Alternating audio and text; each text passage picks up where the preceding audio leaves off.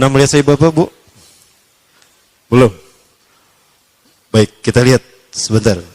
Siapa Sai Baba ya? Beberapa ciri-ciri Dajjal ada pada Sai Baba. Yang pertama Rasulullah SAW menyebutkan, idza ra'aitumud dajjal fara'a fi ra'si syai'un kataj. Syai'an kataj. Apabila engkau melihat Dajjal, maka engkau akan melihat di kepalanya sesuatu mirip mahkota. Saya berpikir mahkotanya seperti apa? Jangan-jangan ini nih. Rambutnya itu mahkota Dajjal. Oke. Kemudian dari tatapan, aura tatapan matanya adalah sihir. Maka siapapun yang terkena tatapan, pas tatapannya bertemu, itu maka dia ada dalam kendali Dajjal. Hatinya ada dalam genggaman Dajjal. Lihat mata Sai Baba. Dan Sai Baba selalu menggunakan pakaian yang digunakan oleh Nabi Isa, kata Rasulullah nanti. 3 warna, celupan warna merah, orange, kuning, dan putih. Sai Baba selalu menggunakan itu. Para pengikut Sai Baba banyak tersebar seluruh dunia. Terbesar kalau di Indonesia ada di Magelang, Jakarta, Surabaya. Para pengikut Sai Baba disebutnya Deputi.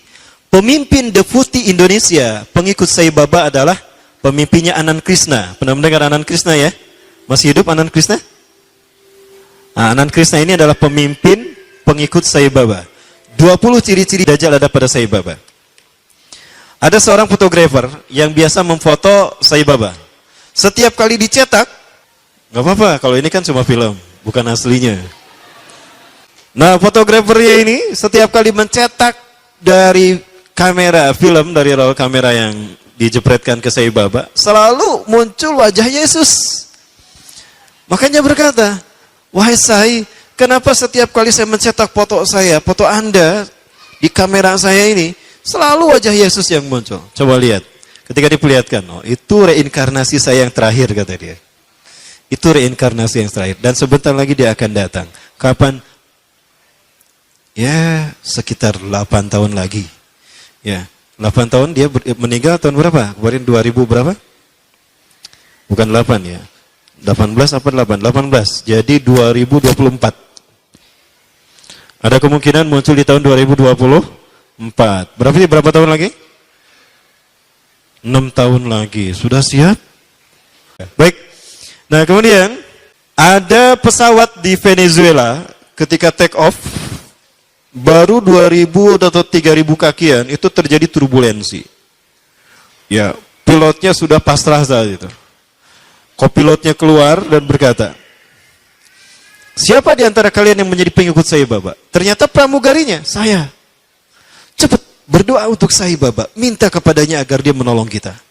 Maka dia kemudian masuk ke ruangan tertentu, dia berdoa kepada Sai Baba. Entah gimana doanya. Apa yang terjadi? Awan berkumpul membentuk tubuh Sai Baba setengah badan. Dan awan tadi bergerak mengelambaikan tangannya. Maka seketika itu pula turbulensi hilang dan pesawat itu normal kembali dan bisa mendarat di tempat tujuan. Landing dalam keadaan aman. Nah, ini Sai Baba. Berikutnya juga masih terkait Sai Baba. Ada seorang janda punya anak 4. Dia datang pada Sai Baba dan berkata, wahai Sai, Anda adalah Tuhan kami. Anda Tuhan saya. Saya seorang janda sudah 4 tahun ditinggalkan oleh suami saya. Saya punya anak 4, kami miskin Sai. Kami ingin merubah hidupnya. Anda adalah maha kaya Tuhan kami. Tolong kami beri karunia.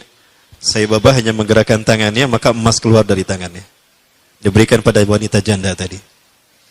Ada seorang syekh dari Arab ingin menghujah Sai Baba. Ingat Rasulullah pernah berkata, ketika kalian melihat Dajjal, lari menjauhinya.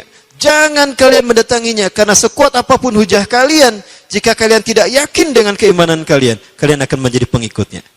Akan ada seseorang ketika Dajjal muncul, dia datang menghampiri Dajjal. Yahujja bihujatihi, dia menghujah dengan kemampuan pikirnya. Fasara tabi'an lahu haqqa tabi'in. Ternyata dia menjadi pengikut Dajjal yang setia. Ini terjadi pada Sai Baba. Seorang syekh dari Timur Tengah datang menghampiri Sai Baba. Sai Baba berkata begini, kamu ragu saya Tuhan kamu? Coba apa yang bisa dilakukan Tuhanmu? Saya akan melakukannya. Maka apapun yang diminta oleh syekh tadi, Sai Baba melakukannya. Maka apa yang terjadi? Syekh tadi menjadi pengikut Sai Baba yang setia. Penuh sihir kan tatapannya ya? Begitulah Dajjal. Dajjal lebih dahsyat daripada ini. Suatu saat Sai Baba pernah diundang ke Amerika. Sekelompok petinggi militer angkatan darat Amerika kehilangan sebuah dokumen. Dan yang tahu hanyalah seorang jenderal yang bernama Kanner. Jenderal Kanner ini sudah meninggal. Maka dipanggillah Sai Baba. Ketika Sai Baba datang ke jasad Jenderal Kanner, dia menaburkan tepung vibuti. Nanti saya perlihatkan tepung vibutinya insyaallah. Ya. Menaburkan tepung vibuti yang langsung keluar dari tangannya entah dari mana.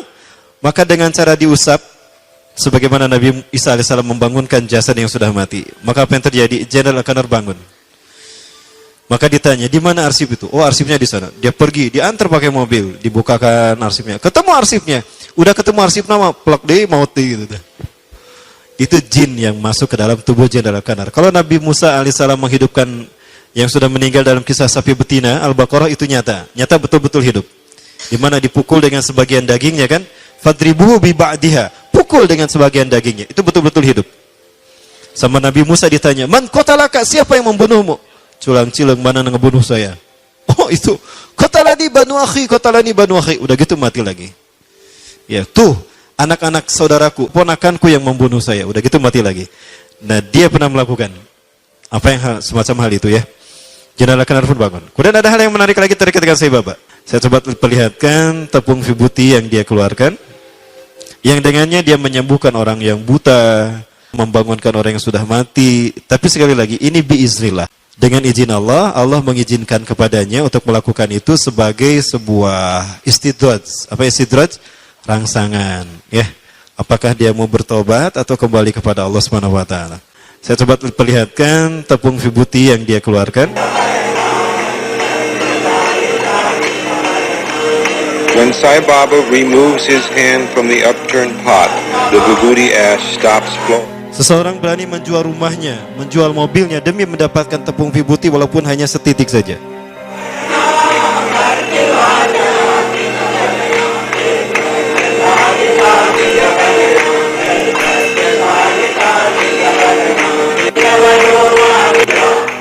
Dapat dilihat tepung itu nggak habis-habisnya.